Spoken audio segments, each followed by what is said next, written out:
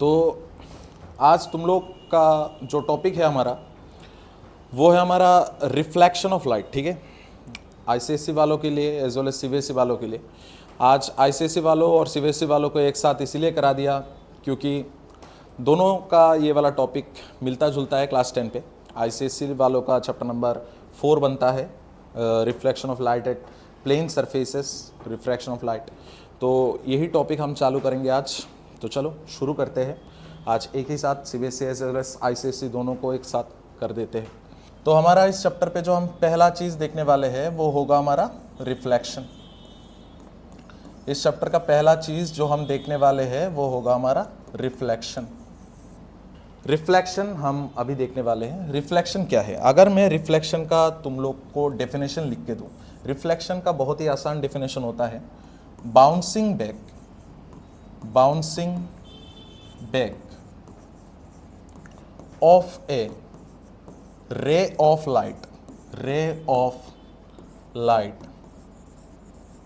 In same medium.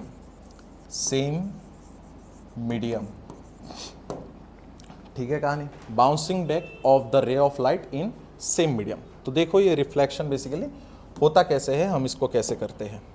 देखो मान लो ये एक हमारा मिरर है। ठीक है, ये हमारा एक मिरर है। मिरर का दो हिस्सा रहता है। ऊपरी हिस्सा जिससे हम अपना चेहरा को देखते हैं उस हिस्से को हम कहते हैं polished surface. While the lower part of the polish surface, जहाँ से हम देख नहीं पाते अपने आप को, यानी जहाँ पर कलर होता है तुम लोग का, उस कलरी भाग को हम कहते हैं रफ सरफेस। या किसी बुक पे जो हमारा पॉलिश सरफेस जो हमने लिखा उस पॉलिश सरफेस को लिख कर रखता है तुम्हारा स्मूथ सरफेस। ठीक है, तो चलो आगे प्रोसीड करते हैं हम। तो क्या है रिफ्लेक्शन? बेसिकली मान लो ये एक रे है, इधर पर कोई मान लो लाइट सोर्स है, एक रे को मैंने इधर इंसिडेंट कराया। जिस रे को हम छोड़ते हैं लाइट सोर्स से उस रे को हम कहते हैं तुम्हारा इंसिडेंट रे। ठीक है, जो लाइट सोर्स से बाहर आता है उस रे को हम कहते हैं इंसिडेंट रे। जिस पॉइंट पे आके गिरा लाइट रे, जिस पॉइंट पे आके गिरा, ये जो सरफेस है, सरफेस का जहां पर लाइट रे आके गिरा उस पॉइंट को हम कहते हैं तुम्हारा पॉइंट ऑफ इंसिडेंस। इस पॉइंट का नाम पॉइंट ऑफ इंसिडेंस। अब पॉइंट ऑफ इंसिडेंस पे तुम्हें क्या करना होता है? पॉइंट ऑफ इंसिडेंस पे तुम्हें एक 90 डिग्री लाइन बनाना होता है with respect to the surface. जो 90 डिग्री लाइन है वो किसके रेस्पेक्ट से? सरफेस के रेस्पेक्ट से। तो देखो सरफेस हमारा कैसा है, सरफेस हमारा ऐसा। तो अगर हम सरफेस के रेस्पेक्ट से एक 90 डिग्री लाइन बनाए तो यह लाइन कैसा होगा? ऐसा होगा 90 डिग्री लाइन। तो अगर हम 90 डिग्री एक लाइन बनाए, ये बन गया हमारा 90 डिग्री लाइन। ये वाला जो लाइन है, इस लाइन को में हम डिनोट करते हैं एन और एन डैश से, जिस लाइन का नाम है हमारा नॉर्मल। क्यों नॉर्मल? Normal means 90 degree. ये देखो सरफेस से एंगल कितना है इस डॉटेड लाइन का? 90 डिग्री। अब जो ये नॉर्मल इंसिडेंट रे के साथ एंगल बनाया, इस एंगल को हम कहते हैं एंगल ऑफ इंसिडेंस। ठीक है, हम कहानी देख रहे हैं रिफ्लेक्शन का। रिफ्लेक्शन पे क्या होता है? बेसिकली जो लाइट रे आता है, इंसिडेंट जब होता है, ये इंसिडेंट रे जब इंसिडेंट होता है एक पर्टिकुलर पॉइंट पे, इधर स्ट्राइक करने के बाद बाउंस बैक खाके सेम मीडियम पे चला जाता है। इधर आके स्ट्राइक किया, इधर आके लाइट रे ने स्ट्राइक किया, इंसिडेंट हुआ। इंसिडेंट होने के बाद बाउंस बैक खाके, देखो मान लो मैंने एक बॉल को वॉल पे फेंका, तो बॉल को जब मैं वॉल पे फेंकूंगा ये बॉल कहाँ आएगा? बैक करके मेरे तरफ आएगा, बैक करके आएगा। तो सेम कॉन्सेप्ट इधर लगा दो। ये इंसिडेंट रे इधर पर स्ट्राइक करने के बाद बाउंस बैक खाके सेम मीडियम पे चला गया। ये जो रे है, इस रे को हम कहते हैं रिफ्लेक्टेड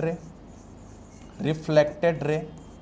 और रिफ्लेक्टेड रे जो एंगल बनाता है विद द नॉर्मल, इस एंगल को हम कहते हैं एंगल ऑफ रिफ्लेक्शन। ठीक है कहानी। अब हमें सीखना होगा कुछ laws, which is laws of reflection. Laws of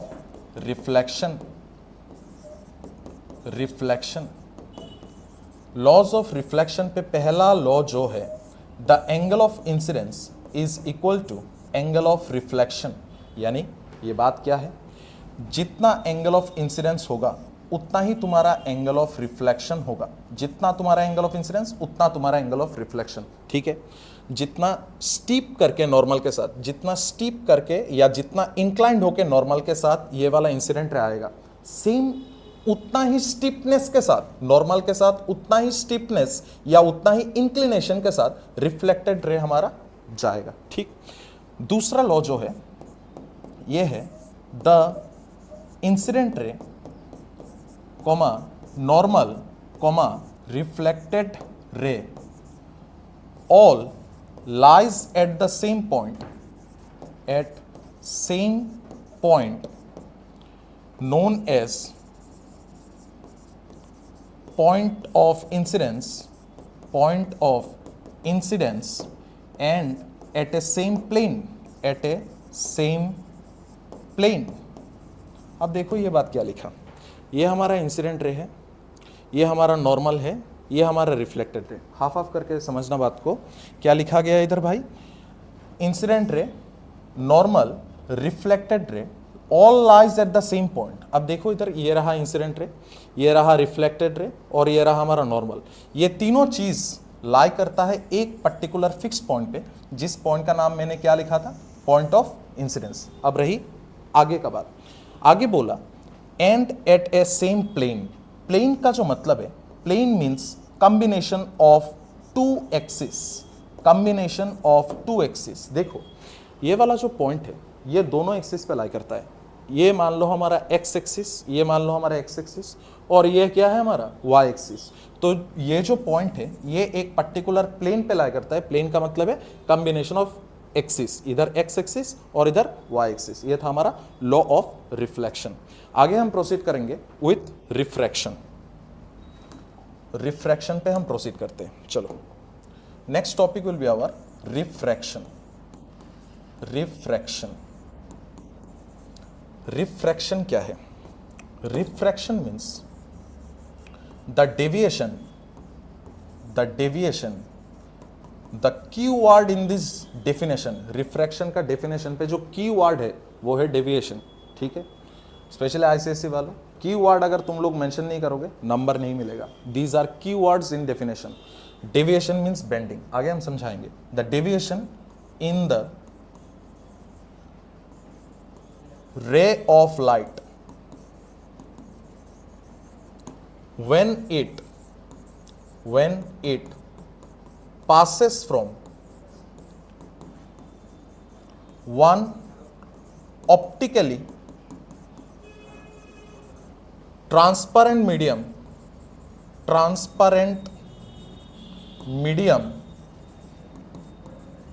to another। क्या लिखा मैंने? The deviation in the ray of light when it passes from one optically transparent medium, transparent मतलब जो visible है, जो clear है, दोनों साइड से जो मीडियम देख सकते हैं हम, from one optical transparent medium to another, एक मीडियम से दूसरा मीडियम पर जाने के टाइम जब लाइट रे पे बेंडिंग आता है, एक मीडियम से दूसरा मीडियम जाने के टाइम पे जब लाइट रे पे बेंडिंग आता है, जो डेविएशन आता है, उस डेविएशन और बेंडिंग को हम कहते हैं रिफ्रैक्शन। एक बात याद रखना, रिफ्रैक्शन होने के लिए द इंसिडेंट रे कौन है याद है? इंसिडेंट रे यानी जो रे हम सोर्स ऑफ लाइट से इमिट करते हैं उस रे को हम कहते हैं incident ray. The incident ray must be passed obliquely, obliquely मतलब इंक्लाइनली, टेढ़ा करके, ऑब्लिकली टेढ़ा करके इंसिडेंट रे को पास करना होगा, तभी हमारा रिफ्रैक्शन होगा। तो रिफ्रैक्शन का जो है इसका डेफिनेशन के साथ पूरा पॉइंट क्लियर होने के लिए हमें कुछ केसेस समझना होगा। इन केसेस पे ही तुम इस डेफिनेशन के बारे पे भी पूरा एक क्लियर इमेज बना पाओगे। पहला, जब रे जाएगा rarer medium to denser medium, rarer को ऐसा समझो पतला, ठीक है, और डेंसर को ऐसा समझो भारी, rarer medium to denser medium. मान लो ये हमारा बाउंड्री ऑफ सेपरेशन है बिटवीन टू मीडियम, ये हमारा बाउंड्री ऑफ सेपरेशन है बिटवीन टू मीडियम। इसका ऊपर है हमारा रेरर, जैसे कि मान लो एयर मीडियम है ऊपर। इसका इस बाउंड्री के नीचे है मान लो डेंसर मीडियम पे मान लो ग्लास है, वाटर है, कुछ भी। ये जो बाउंड्री ऑफ सेपरेशन है बिटवीन टू मीडियम, टर्म्स याद रखना, ये जो बाउंड्री ऑफ सेपरेशन है बिटवीन टू मीडियम, इस बाउंड्री ऑफ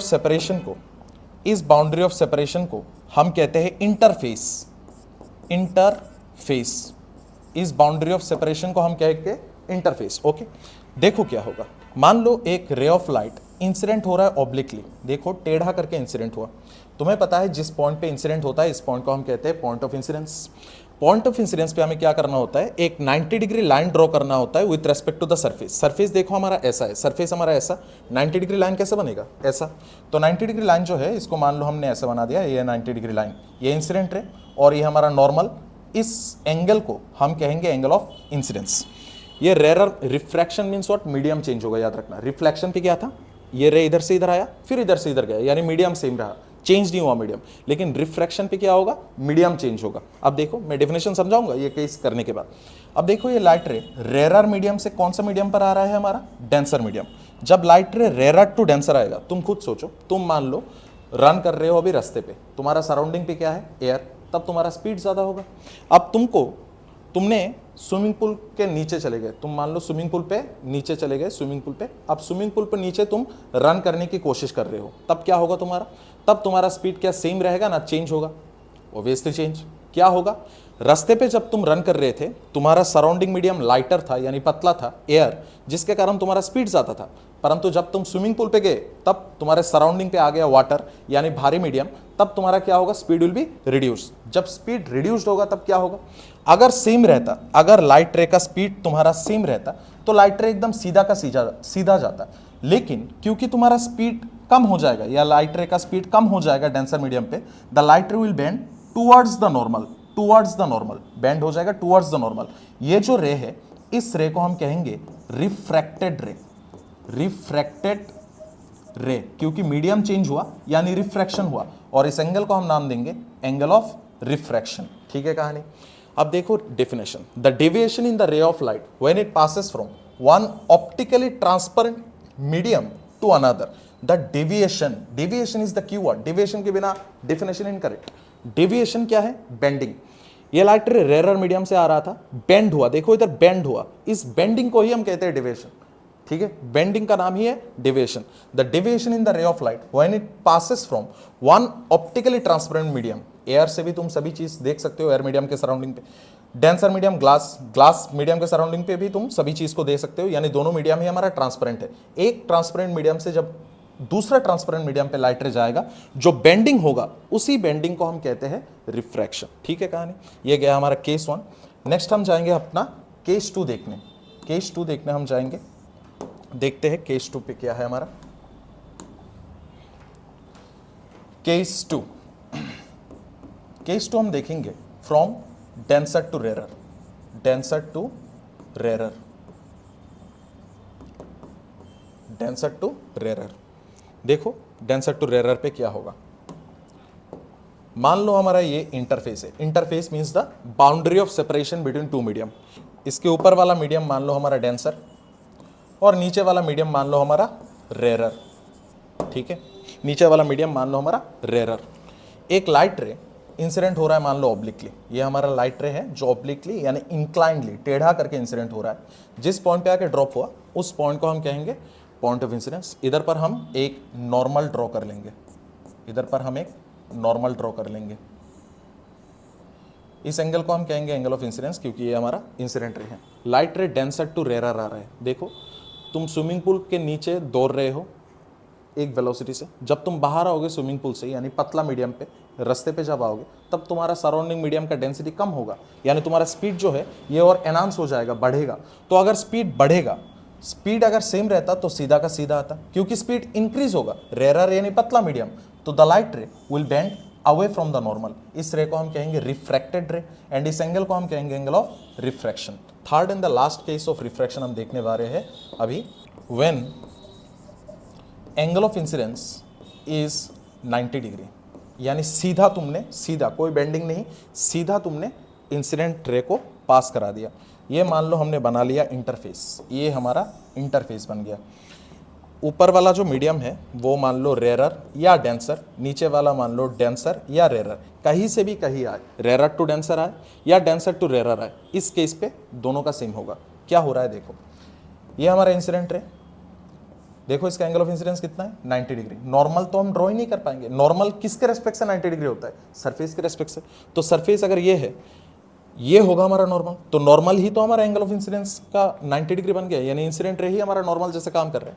इस केस पे लाइट रे कोई बेंडिंग नहीं शो कराएगा, लाइट रे सीधा का सीधा पास कर जाएगा, लाइट रे कोई बेंड नहीं होगा, डिविएशन नहीं दिखाएगा, लाइट रे सीधा का सीधा पास हो जाएगा, ठीक है। नेक्स्ट हम बात करेंगे रिफ्रैक्टिव इंडेक्स के बारे में। रिफ्रैक्टिव इंडेक्स ये एक सिंबल से डिनोट होता है, जिस सिंबल को हम कहते हैं, प्रोनाउंस करते हैं बाय म्यू, ओके। तो रिफ्रैक्टिव इंडेक्स क्या है? रिफ्रैक्टिव इंडेक्स का मैं अगर डेफिनेशन लिखूं, it is defined as the ratio of speed of light in air और vacuum to the speed of light in any medium, ठीक है। Ratio, it is the ratio of speed of light. क्या लिखा मैंने? Ratio का मतलब क्या है हमारा? मान लो मैंने लिखा इधर A is to B, something is to something means something by something, ratio means divide, simple भाषा पे। तो इधर किसका डिवीजन होगा? It is the ratio of speed of light in air और vacuum to the speed of light in any medium. Refractive index is denoted by the symbol known as mu. इसका जो formula होगा, ये formula definition के according अगर हम बिठाए, क्या होगा? Speed of light in air और vacuum which is denoted by C एक कांस्टेंट है जो है हमारा speed of light in air और वैक्यूम। इसका जो वैल्यू है ये होता है हमारा 3 × 10⁸ मीटर पर सेकेंड। एंड दूसरा है हमारा speed of light in another medium. Another medium पे स्पीड ऑफ लाइट को हम डिनोट करते हैं V से। मान लो अनदर मीडियम ग्लास है या वाटर है, कुछ भी है एक्सेप्ट एयर और वैक्यूम। अभी एक फॉर्मूला तुम्हें जानना होगा which is speed of light रे। स्पीड ऑफ लाइट रे जो है वो डिनोट होता है हमारा V से। इसका फॉर्मूला है हमारा V = f लैम्डा। f क्या है हमारा? फ्रीक्वेंसी। लैम्डा क्या है हमारा? वेवलेंथ। तो अभी अगर हम म्यू का फॉर्मूले को चेंज करना चाहे, c क्या है? c भी तो बेसिकली स्पीड ही है, c एयर का स्पीड है, यही तो बात है। v भी हमारा स्पीड है, c भी हमारा स्पीड है, c खाली एयर का है, इसका डिनोशन खाली अलग होता है। बेसिकली ये तो स्पीड ही है, speed of light in air और vacuum by speed of light in another medium. तो basically both are speed. c का जो फॉर्मूला है इसको हम लिखेंगे f × λ1। v का जो फॉर्मूला है इसे हम लिखेंगे f × λ2। अब सवाल आता है सर कि मैंने f1 f2 क्यों नहीं लिखा? देखो ये फॉर्मूला किसका फॉर्मूला है? Speed of light in air और वैक्यूम का। ये फॉर्मूला किसका फॉर्मूला है? Speed of light in another medium का। तो सवाल आता है इधर मैंने f1 f2 क्यों नहीं लिखा, λ1 λ2 क्यों लिखा? f क्या है हमारा? फ्रीक्वेंसी। फ्रीक्वेंसी बदलता है जब सोर्स ऑफ लाइट बदलता है। Frequency never changes with medium. Medium change होने से वेवलेंथ चेंज होगा, परंतु फ्रीक्वेंसी चेंज नहीं होगा। तो इधर का f और f कैंसल्स ईच अदर। तो म्यू का एक फॉर्मूला आता है हमारा λ1/λ2, ठीक है। अभी हम नेक्स्ट टॉपिक पे जाएंगे। Our next topic will be lateral displacement. Lateral displacement,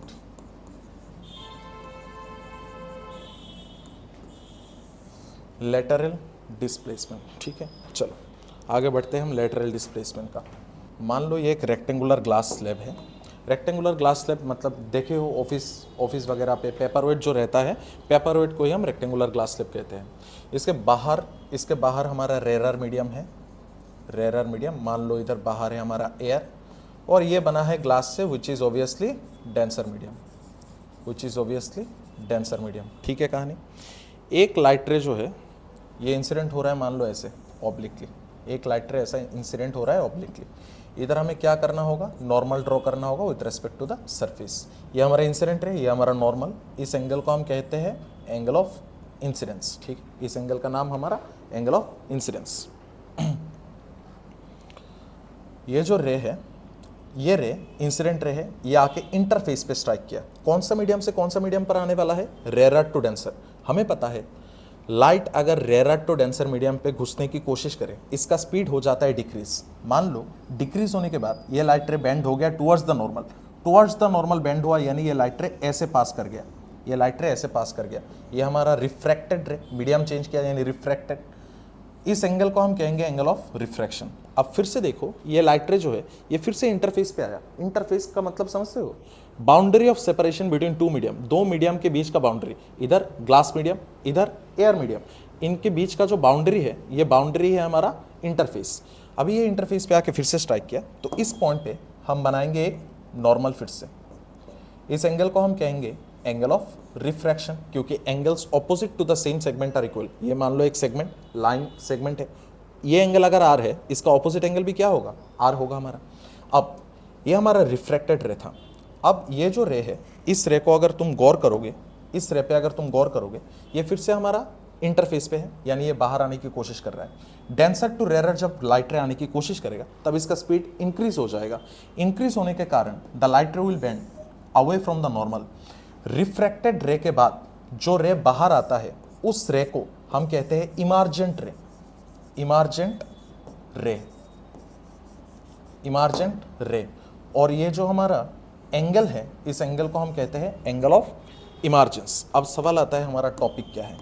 हमारा टॉपिक है लेटरल डिस्प्लेसमेंट। ये जो शब्द लेटरल है, जैसे कि तुम क्लास 9 पे पढ़े हो lateral surface area, total surface area. 9 पे जो लेटरल सरफेस एरिया तुमने पढ़ा, लेटरल का मतलब क्या है, side wise. Lateral means side, lateral means side. अब देखो, अगर इन दोनों मीडियम का डेंसिटी सेम होता, ये भी पतला ये भी पतला मान लो, या ये भी भारी ये भी भारी मान लो, तब ये जो हमारा लाइट रे है, ये जो हमारा लाइट रे है, ये किंतु एकदम सीधा का सीधा पास कर जाता, विदाउट एनी डेविएशन। ये सीधा का सीधा पास कर जाता है, ये लाइट रे सीधा का सीधा पास कर जाता, यानी ये हमारा ओरिजिनल पाथ ऑफ लाइट रे है, without any deviation original path of light रे है। परंतु एक्चुअल पे क्या हुआ, एक्चुअल पे इस मीडियम का एंड इस मीडियम का डेंसिटी अलग, ये हमारा रेयरर और ये हमारा डेंसर। दैट मीन्स डेंसिटी अलग अलग होने के कारण लाइट रे ने दिखा दिया बेंडिंग। अब ये हमारा एक्चुअल पैसेज ऑफ लाइट रे और ये हमारा ओरिजिनल पैसेज ऑफ लाइट रे। अगर कुछ ना हुआ होता, दोनों मीडियम का डेंसिटी सेम रहता, तो सीधा पास हो जाता। ये जो डिफरेंस है दोनों रे के बीच का, जो साइडवाइज डिफरेंस है, इस डिफरेंस को हम कहते हैं lateral displacement, which is denoted bye x. इसी डिफरेंस को हम कहते हैं लेटरल डिस्प्लेसमेंट। ठीक है, तो ये था हमारा लेटरल डिस्प्लेसमेंट के बारे पे। फॉर्मूला वगैरह अभी क्लास 10 पे नहीं चाहिए, आगे फॉर्मूला रे ऑप्टिक्स पे क्लास 12 पे जब करोगे तब फॉर्मूला वगैरह चाहिए। अभी के लिए उतना ज़्यादा और कुछ नहीं चाहिए। ठीक है, अभी हम नेक्स्ट टॉपिक पे जाएंगे। नेक्स्ट टॉपिक जो होगा हमारा वो होगा real depth and apparent depth. और मैं एक बात होली क्रॉस वालों के लिए बता देता हूँ। होली क्रॉस वालों के लिए तुम लोग सुनते हो कि फाउंडेशन ज़रूरी है, फाउंडेशन का एक्स्ट्रा बुक खरीदो, वो खरीदो। ये भूल बिल्कुल भी मत करना, ये गलती बिल्कुल भी मत करना जो लोग होली क्रॉस का हो।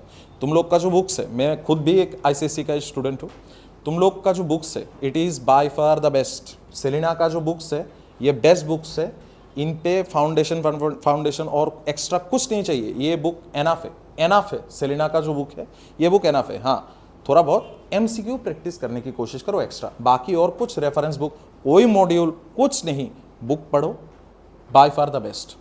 हम बात करेंगे अभी real depth and apparent depth के बारे पे। Real depth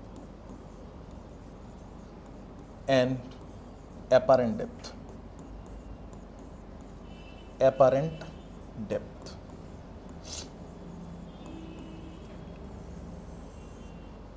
real depth and apparent depth. Real का मतलब तो समझते हो, रियल मीन्स एक्चुअल, रियलिटी, जो ट्रू है वो ही है रियल। एपरेंट का मतलब क्या है, एपरेंट मीन्स शियोडो, शियोडो मतलब फेक, इल्यूजनरी। ठीक है, आसान भाषा पे शियोडो का मतलब फेक या इल्यूजनरी। ओके, तो ये रियल डेप्थ या एपरेंट डेप्थ है क्या, तो देखते हैं हम रियल डेप्थ और एपरेंट डेप्थ को। सबसे पहले रियल डेप्थ और एपरेंट डेप्थ समझने से पहले तुम्हें एक चीज समझना होगा, जो है एक लाइन का मतलब rectilinear, rectilinear propagation, propagation of light, rectilinear propagation of light. ठीक है, फोर्स पहला चैप्टर है ICSE वालों का। फोर्थ चैप्टर पे पहला टॉपिक पे तुमने पढ़ा ट्रांसलेशनल मोशन। ठीक है ना, टॉपिक है फोर्थ चैप्टर पे। ट्रांसलेशनल या रेक्टिलिनियर या लिनियर, इस शब्द का मतलब है स्ट्रेट लाइन। इस शब्द का मतलब है straight line, straight line, rectilinear हो, ट्रांसलेशनल हो या लीनियर हो, सभी का मतलब एक स्ट्रेट लाइन। यानी रेक्टिलिनियर प्रोपागेशन, प्रोपागेशन वर्ड का मतलब है तुम्हारा ट्रेवलिंग, प्रोपागेशन मीन्स ट्रेवलिंग। तो रेक्टिलिनियर प्रोपागेशन ऑफ लाइट का मतलब क्या हुआ, light travels in straight line. हमारा जो दिमाग है, ब्रेन है, वो लाइट का बेंडिंग वेंडिंग नहीं समझता, लाइट बेंड वुंड होता है ये बिल्कुल नहीं समझता, ये समझता है खाली लाइट स्ट्रेट लाइन पे ट्रेवल करता है, कोई बेंडिंग वेंडिंग नहीं समझता। इसी कॉन्सेप्ट को याद रखिए, ये टॉपिक देखो। चलो शुरू करते हैं हम। मान लो ये एक टैंक है तुम्हारा, मान लो ये एक टैंक है तुम्हारा, ठीक है। इस टैंक पे फिश है। इस टैंक का जो रियल डेप्थ है, ठीक से देखना, इस टैंक का जो रियल लिक्विड का डेप्थ है, इस रियल डेप्थ को हमने माना RD, रियल डेप्थ है हमारा, RD से हमने डिनोट किया रियल डेप्थ, ठीक है। टैंक पे फिश इधर है, ठीक। ये हमारा ऑब्जेक्ट है, फिश हमारा ऑब्जेक्ट है। ऑब्जेक्ट से रे जाता है, आई से रे नहीं आता, ऑब्जेक्ट से रे जाता है टुवर्ड्स आई। ये तुम्हारा आँख है। हो क्या रहा है इधर, ये हमारा ऑब्जेक्ट है, ऑब्जेक्ट से एक रे जा रहा है ऐसा।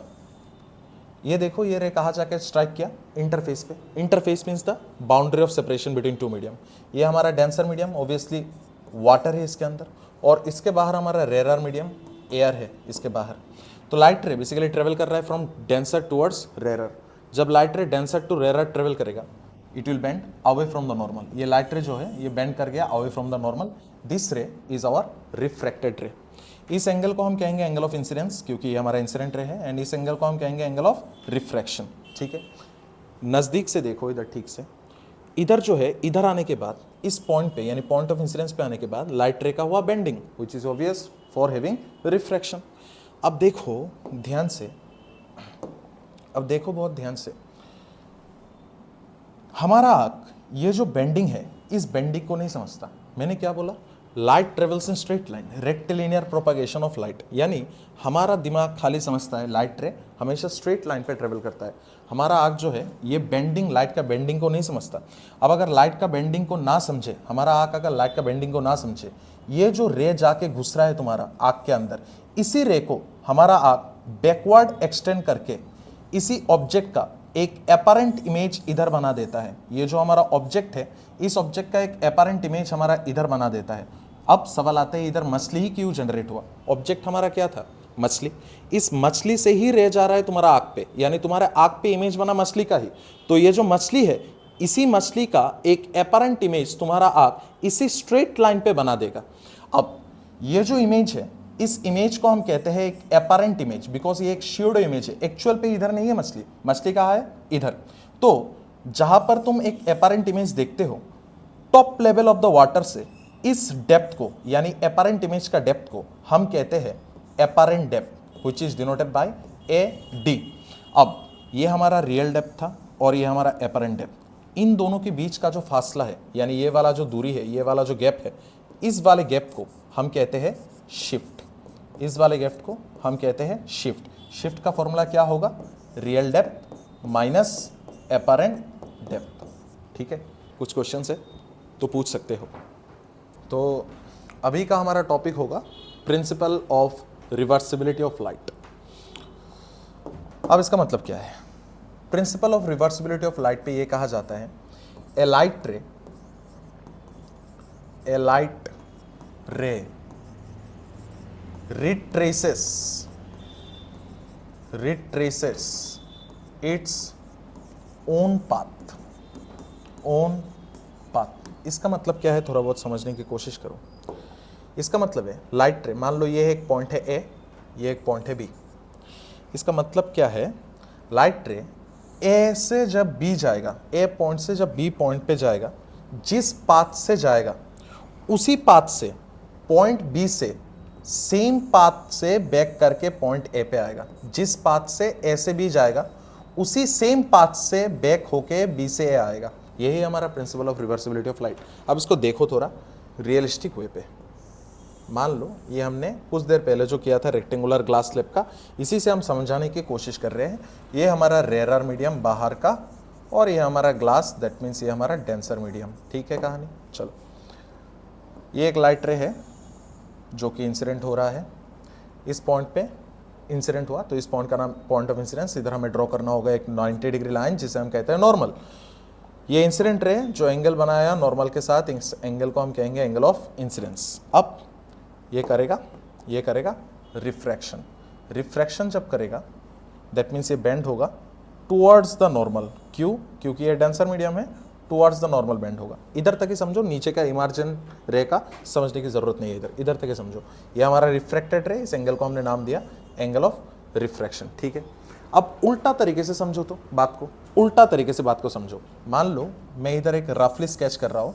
मान लो ये हमारा डेंसर मीडियम था और ये हमारा रेयर मीडियम। ठीक है, ये हमारा इंटरफेस। ठीक है, यही वो है। ग्लास स्लैब उतना बड़ा करके नहीं बनाया यार की। चलो ये हमारा मान लो इंसिडेंट रे, ये हमारा मान लो इंसिडेंट रे। ठीक है, इधर हम क्या बनाएंगे? नॉर्मल। इस एंगल को हम कहेंगे एंगल ऑफ इंसिडेंस। अभी तो ऐसे हम लाइट रे को छोड़ रहे हैं, इंसिडेंट कर रहे हैं, ऐसे कर रहे हैं लाइट रे को इंसिडेंस। ठीक है, ये हमारा इंसिडेंट रे।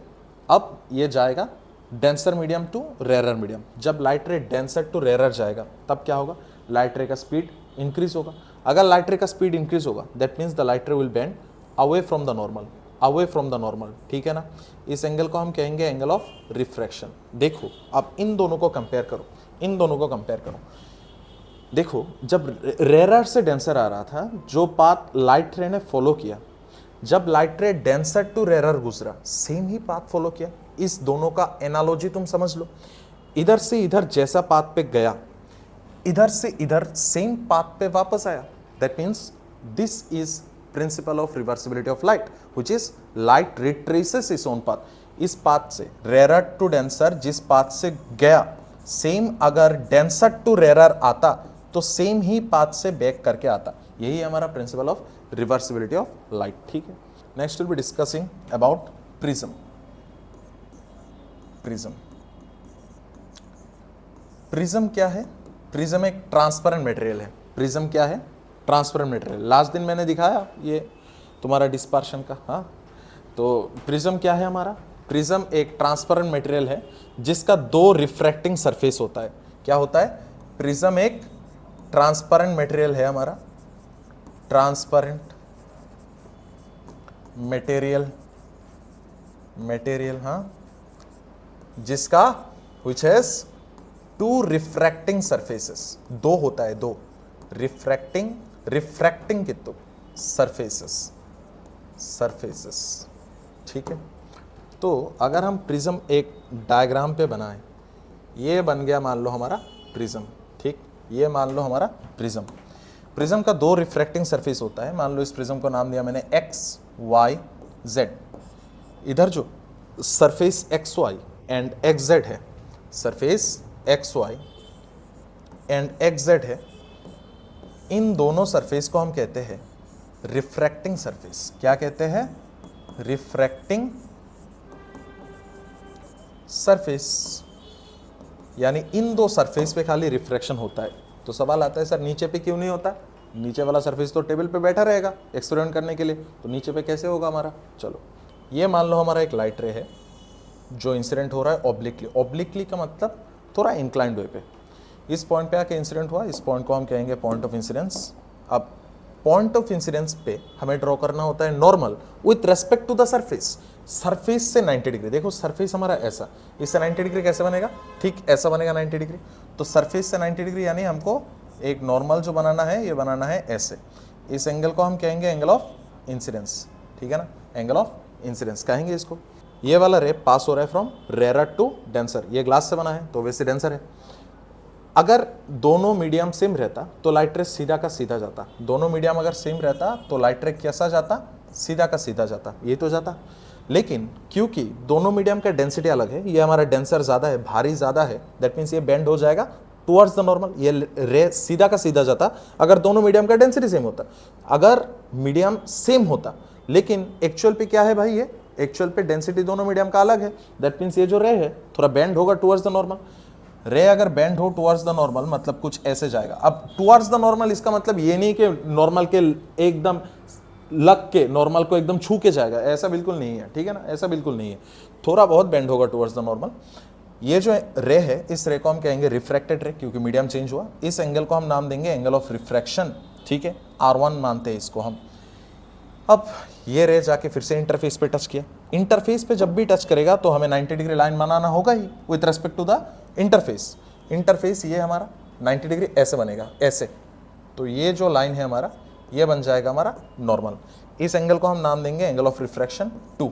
रिफ्रैक्टेड रे है तो एंगल ऑफ रिफ्रैक्शन 2। अब ये जो लाइट रे है ये कहाँ से कहाँ जाएगा? ये डेंसर टू रेयर जाएगा। दैट मीन्स द लाइट रे will bend away from the normal. इस रे को हम कहते हैं इमर्जेंट रे और इस एंगल को हम कहेंगे एंगल ऑफ इमर्जेंस। अब थोड़ा principle of reversibility of light लगाओ, थोड़ा बहुत सोचो। जैसे ये लाइट रे इधर से इधर आया, अगर हम इधर से इंसिडेंट करते सेम पाथ फॉलो करता। ये देखो incident ray, rare to denser जाएगा, सीधा तो नहीं जाएगा, बेंड हो जाएगा अवे फ्रॉम द नॉर्मल।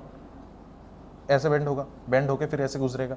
तो ये अगर इधर से इधर भी जाता तो ये इसी पाथ को फॉलो करता। मान लो दोनों मीडियम का अगर डेंसिटी सेम होता, दैट मीन्स ये रे भी, जैसे कि इधर मैंने बोला था अगर दोनों मीडियम का डेंसिटी सेम हो, ये रे सीधा का सीधा जाता। लेकिन गया कैसे? एक्चुअली बेंड होके। अगर सेम होता देन ये होता। तो जिस एंगल से ये रे बेंड हुआ, ये होता है इसका ओरिजिनल पाथ और ये है इसका एक्चुअल पाथ। इस एंगल को हम कहते हैं delta 1, angle of deviation 1। Similarly इस एंगल को हम कहते हैं एंगल ऑफ डेविएशन 2। ये जो एंगल है, इस एंगल को हम कहते हैं एंगल ऑफ डेविएशन, यानी डेल्टा का फॉर्मूला आएगा हमारा डेल्टा 1 प्लस डेल्टा 2। सिमिलरली ये R1, ये R2, इस एंगल को हम कहते हैं R का फॉर्मूला R1 प्लस R2। ठीक है। अब देखो, ये एक रिफ्रैक्टिंग सरफेस, ये दूसरा रिफ्रैक्टिंग सरफेस। इन दोनों सरफेस के बीच जो एंगल है इसे हम डिनोट करते हैं ए से। This angle A is known as angle of prism, angle of prism. ठीक है, एंगल ऑफ प्रिज्म। अगर ये इक्विलैटरल प्रिज्म है दैट मीन्स हमेशा angle of prism will be 60 degree. ठीक, चलो इसका एक बहुत इंपॉर्टेंट सा ग्राफ है, इससे क्वेश्चन आए या ना आए, ग्राफ को रिलेट करके क्वेश्चन आता है बहुत। हम एक ग्राफ देखेंगे, graph between angle of deviation and angle of incidence. Graph between angle of deviation and angle of incidence. ठीक है, देखो ये ग्राफ कैसा होगा। देखा गया कि जितना एंगल ऑफ डेविएशन घटेगा उतना एंगल ऑफ इंसिडेंस बढ़ेगा। ठीक है, जितना एंगल ऑफ डेविएशन घटेगा उतना एंगल ऑफ इंसिडेंस बढ़ेगा। एक ना एक टाइम पे डेविएशन, एंगल ऑफ डेविएशन अपना मिनिमम वैल्यू पे आता है। एक ना एक टाइम पे एंगल ऑफ डेविएशन सबसे लोएस्ट वैल्यू पे आता है, मिनिमम वैल्यू पे। फिर क्या होता है? फिर एंगल ऑफ डेविएशन इंक्रीज करने से हमारा एंगल ऑफ इंसिडेंस भी इंक्रीज करता है। फिर क्या होता है? एंगल ऑफ डेविएशन इंक्रीज करने से एंगल ऑफ इंसिडेंस भी हमारा इंक्रीज होता है। ठीक है, दैट मीन्स ये ग्राफ कैसा होगा? ये ग्राफ कैसे होगा हम देखते हैं।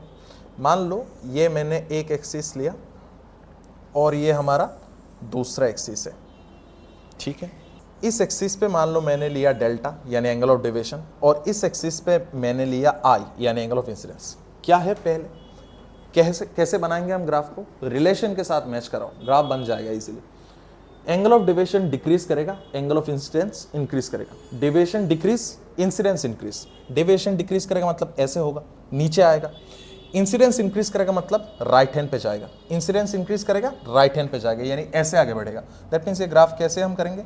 कुछ हद तक ऐसे करेंगे। देखो ऐसे करने से क्या हो रहा है? इधर एक स्लैंटिंग स्लोप बन रहा है हमारा, स्लैंटिंग स्लोप बन रहा है हमारा। हाँ, यानी डेविएशन डिक्रीज हो रहा है, परंतु ऐसे भी जा रहे हैं, ऐसे भी आगे प्रोसीड कर रहा है graph. That means angle of incidence भी हमारा इंक्रीज हो रहा है ना। एक ना एक टाइम पे क्या होगा? ये अपना सबसे लोएस्ट वैल्यू पे होगा। ये एंगल ऑफ डेविएशन का सबसे लोएस्ट वैल्यू है, ये एंगल ऑफ डेविएशन का सबसे लोएस्ट वैल्यू है। ठीक है, इस वैल्यू पे हम कहेंगे, इस वैल्यू को हम कहेंगे डेल्टा मीन यानी एंगल ऑफ डेविएशन मिनिमम। इस वैल्यू को हम कहेंगे डेल्टा मीन यानी मिनिमम एंगल ऑफ डेविएशन। फिर क्या होगा? एंगल ऑफ डेविएशन बढ़ने से एंगल ऑफ इंसिडेंस भी बढ़ेगा। एंगल ऑफ इंसिडेंस कैसे बढ़ेगा? इस साइड पे। डेविएशन कैसे बढ़ेगा? ऊपर जाके। दैट मीन्स ये ग्राफ कैसा होगा? एंगल ऑफ इंसिडेंस बढ़ेगा, एंगल ऑफ डेविएशन भी बढ़ेगा, इंसिडेंस बढ़ेगा, डेविएशन भी बढ़ेगा। ठीक है कहानी। अब ये जो डेल्टा मीन है, डेल्टा मीन का जो फॉर्मूला है मिनिमम एंगल ऑफ डेविएशन, ये है twice the angle of incidence minus angle of prism. ठीक है, ये रहा ग्राफ जो कि बहुत इंपॉर्टेंट है ये ग्राफ। तो आज के क्लास पे हम इतना ही रखते हैं, ठीक है।